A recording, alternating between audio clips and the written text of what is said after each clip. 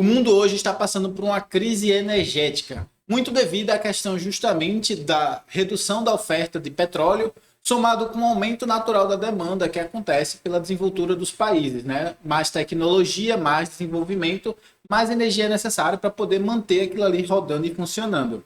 Com isso, está gerando um déficit na parte de energia do mundo. E uma das formas que a gente tem para solucionar esse problema é através da energia nuclear, que é justamente o que a gente vai discorrer no vídeo de hoje. Se essa é a primeira vez que estamos encontrando, muito prazer. Eu me chamo Yuri Leite, sou consultor de investimento CEA no Brasil e QFA na Irlanda. Estou aqui para a gente conversar um pouco mais sobre a tese de investimentos em urânio. Para começar o nosso vídeo, então, vamos entender como se deu esse desenvolvimento das matrizes energéticas até então. Primeiro se usava a questão do óleo da baleia, onde se caçava a baleia, se tirava o óleo dela para poder usar como um meio de produzir energia. Só que isso era muito inviável, tinha que ficar caçando baleia, ficava dependendo dos caçadores, não era garantido. Então, quando achou-se o petróleo e viu que ele era muito mais eficiente em termos de rentabilidade do que o óleo da baleia, e ao mesmo tempo era fácil de extração, você tirava de um ponto específico e ficava várias e várias décadas usufruindo daquilo ali, houve uma mudança drástica para os combustíveis fósseis vindo ou provenientes do petróleo. Agora, esses combustíveis fósseis, eles emitem muito mais gás carbônico na atmosfera do que outros meios. E isso gerou um problema chamado de efeito estufa, onde a camada de ozônio não consegue segurar todos esses gases que ficam na atmosfera, ela fica mais fraca. Isso faz com que a incidência solar fique mais forte dentro da atmosfera, gerando mais calor, especialmente nos locais que são mais gelados, né? O Polo Norte e o Polo Sul. Esse problema aqui fez com que os governos se juntassem para debater meios de reduzir a dependência dos combustíveis fósseis.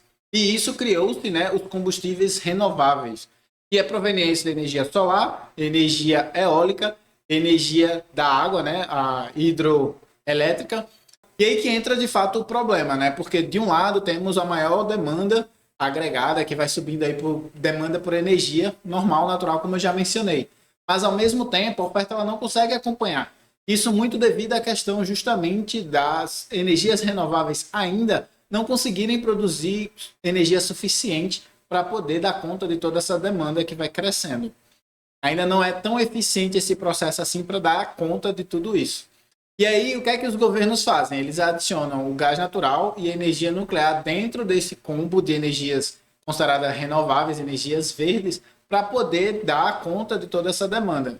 Então, isso aqui foi um básico aqui das matrizes energéticas que estão se desenvolvendo até esse ponto. E vejam que tanto o gás natural como a energia nuclear estão entrando dentro dessas matrizes de fontes renováveis, porque os governos já entenderam que para poder chegar nas suas metas cobiçadas, né, de até 2050, reduzir a zero a dependência dos combustíveis fósseis, eles precisam de mais fontes de energéticas que consigam dar conta de toda essa demanda natural. Contudo, diversos problemas estão sendo encontrados aí no meio do caminho para poder se chegar nesse ponto que os governos querem. O primeiro deles é a questão da guerra entre a Rússia e a Ucrânia, já que a Rússia é um dos maiores produtores de gás natural do mundo e era basicamente o maior fornecedor para a Europa. Então, qual a solução que fica viável? A questão das energias nucleares. Só que a energia nuclear ela tem diversos mitos aí espalhados pela sociedade que atrapalham muito esse desenvolvimento da matriz energética para se tornar algo com a energia nuclear. Dentre esses mitos, a gente pode estar listando dois aqui específicos para vocês, como é o caso, por exemplo, de uso de bombas atômicas, né? Existe esse medo difuso aí de que se a gente mover para energia nuclear vai ficar muito mais fácil para se produzir a bomba atômica, gerar um acidente ou um incidente, como foi o caso de Hiroshima e Nagasaki lá no Japão. E aí, por conta disso, existe esse certo receio, mas para a gente poder chegar no material de bomba atômica, a gente tem que enriquecer o urânio muito mais do que a gente faria se fosse simplesmente para extração de energia. Então, assim, não necessariamente isso é verdade. Um outro problema que a gente tem é com relação aos acidentes que aconteceram tanto na Ucrânia, Chernobyl, quanto no Japão, em Fukushima. E esses problemas, esses acidentes, hoje eles são muito mais contíveis do que eles eram antigamente. Justamente por conta de tudo que aconteceu, todas as pesquisas e medidas de segurança que são adotadas hoje, é muito mais difícil acontecer o acidente do que simplesmente era quando eles de fato aconteceram. Inclusive, lá no Japão já se estuda fazer usinas nucleares dentro de cavernas subterrâneas que não são mais exploradas de carvão. E aí isso vai ficar num espaço muito mais contido, muito mais seguro. Não vai poder ser usado como arma de guerra, né? Alguém destruir para poder causar um acidente no país que tenha a usina nuclear. Então, tudo isso está sendo estudado lá nos Estados Unidos para evitar a questão dos acidentes. Mas uma coisa ainda é, de fato, um problema, que é a questão do resíduo, né? Uma vez que você vai fazendo o enriquecimento do urânio, tirando, extraindo energia ali, em algum momento você não consegue mais tirar, você tem que descartar aquele material. Esse descarte gera um resíduo, um lixo, que ainda não se sabe o que fazer com ele, porque não pode deixar simplesmente ao ar livre, não pode colocar subterraneamente, tem que ser descartado de uma maneira que ainda não foi desenvolvida para poder não gerar danos para o meio ambiente. Agora, também tem alguns fatores, alguns benefícios de se estar fazendo essa transição para a matriz energética nuclear, que pode ser que facilite dela acontecer. Dentre esses fatores, temos, por exemplo, a questão de menor emissão de gás carbônico na atmosfera, já que a energia nuclear emite baixíssimo teor de gás carbônico, e isso contribui para a redução do efeito estufa, que é um objetivo do governo, como já mencionei. Temos também a questão da eficiência energética, já um pequeno material de energia nuclear consegue produzir um montante enorme de energia, tal qual acontece com combustíveis fósseis. E quando tomamos isso com a questão da disponibilidade contínua de energia, que é um problema que a gente tem com, por exemplo, energia solar, energia eólica, que depende da quantidade de sol, que depende da quantidade de vento, da hidrelétrica, que depende da força da água. Tudo isso não oferece uma questão contínua de energia, não existe uma garantia de energia. Mas a matriz energética, quando ela é nuclear, você consegue fazer aquela extração continuamente e aquilo ali possibilita de você ter uma programação, né? Um aumento constante à medida que a demanda for acontecendo para fazer o controle do preço e não gerar muita inflação no mercado por conta da energia.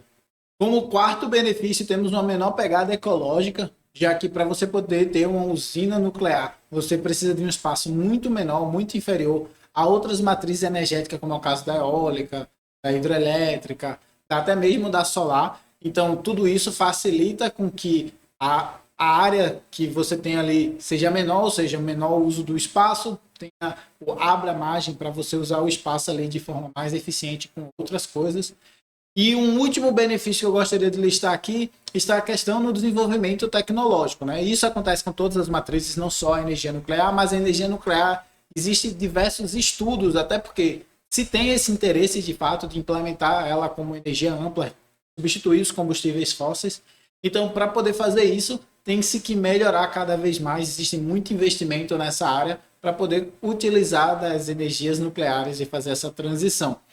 Mas por conta de todos esses investimentos, abre perspectiva para que haja mais desenvolvimento do que outras áreas e isso facilite essa transição de acontecer para que se extraia cada vez mais energia, se cause muito menos ou bem menos problema e também tenha uma maior segurança nessa utilização e extração.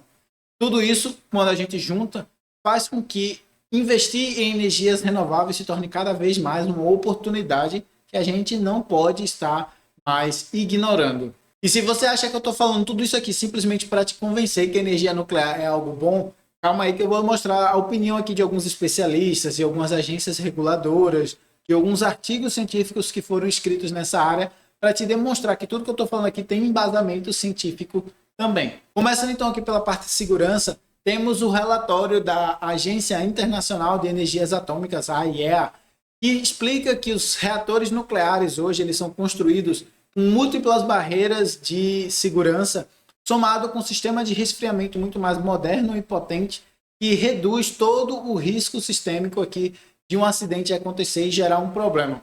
Eu vou deixar o relatório do artigo aqui embaixo, você pode clicar e ler ele completo. Também temos um estudo publicado pela revista Energy em 2017, que mostrava que a quantidade de acidentes que aconteciam por terawatt-hora de energia produzida era infinitamente inferior na energia nuclear do que outras matrizes energéticas, como é o caso de energias renováveis e também os combustíveis fósseis.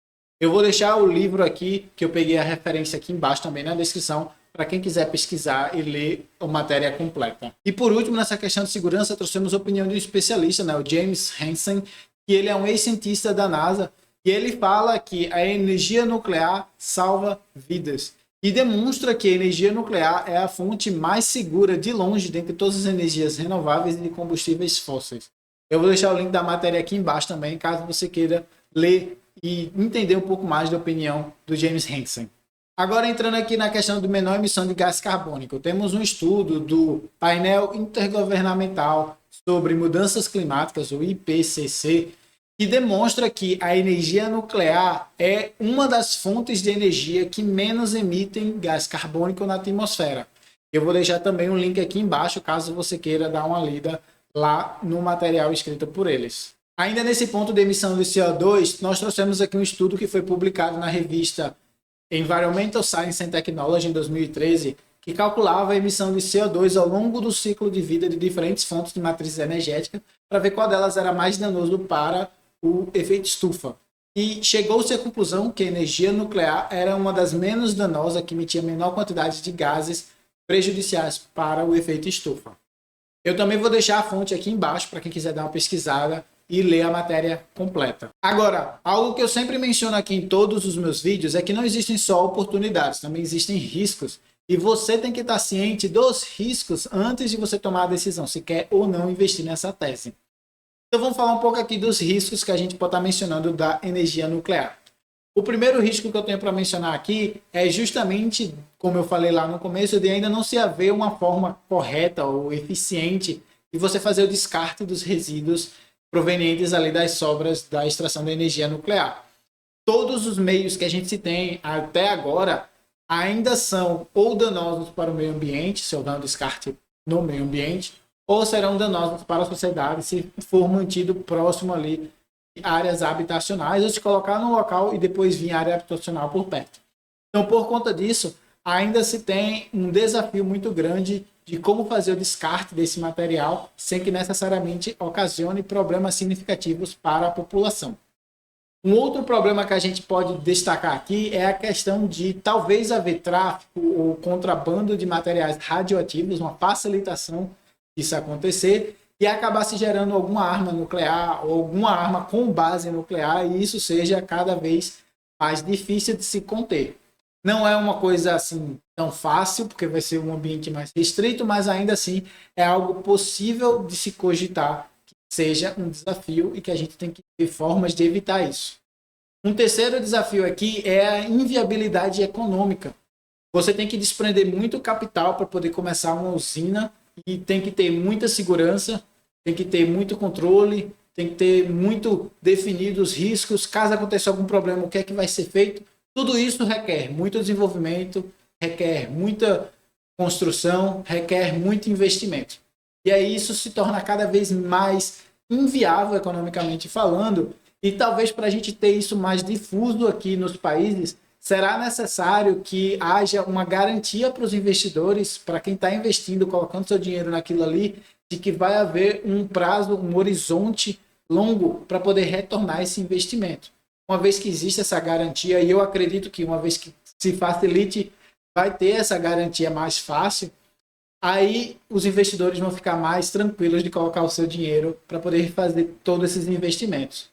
E um quarto desafio aqui é a aceitação pública. Porque, como eu falei, ainda existem aqueles mitos difusos de que vai se haver mais bombas atômicas ou que vai haver mais acidentes. E isso gera também um problema no sentido de que a aceitação pública é importante para poder haver essas construções e esses desenvolvimentos. Um quinto problema que eu posso estar citando aqui é a questão da localização dessa usina. Primeiro, para não ficar fácil, em caso de um país entrar em guerra, dela ser detonada e isso gerar um problema para o país que construiu aquela usina nuclear. Segundo, para não ficar muito próximos de centros urbanos e não gerar problemas para a população. E também não pode ficar muito perto de ambientes, de meio ambiente, né? Florestas e regiões onde tem fauna. E isso também gera um problema de localização. Por isso que eu mencionei lá no começo do vídeo que os Estados Unidos estão estudando colocar isso dentro de reservas de carvão que não são mais minas de carvão que não são mais extraíveis. E aí tem tudo isso aí contido dentro lá da mina, né? Vamos ver se isso vai dar certo. Agora que você já entendeu os benefícios e riscos de estar se investindo em energia nuclear, Vamos falar como colocar isso dentro de uma carteira e como se expor a esse mercado. O urânio, que é a forma de você se expor à energia nuclear, ele é uma commodity e, portanto, você tem que alocar ali dentro da sua carteira que está ligada à parte de extração de recursos naturais. E, além disso, você também tem que entender os ciclos de mercado, porque vão haver momentos que está lá embaixo e vão haver momentos que estão lá em cima, e aí você tem que entender dessa dinâmica para poder melhor se alocar nesse material. Além disso, você tem que entender as formas que você precisa se expor ao mercado. Eu trouxe 3 formas aqui e separei mediante ao risco que você vai estar correndo. A forma menos arriscada é através de ETFs, como é o caso do URA, onde tem uma cesta de ativos ligada à extração do urânio e também ao uso do urânio nas usinas nucleares.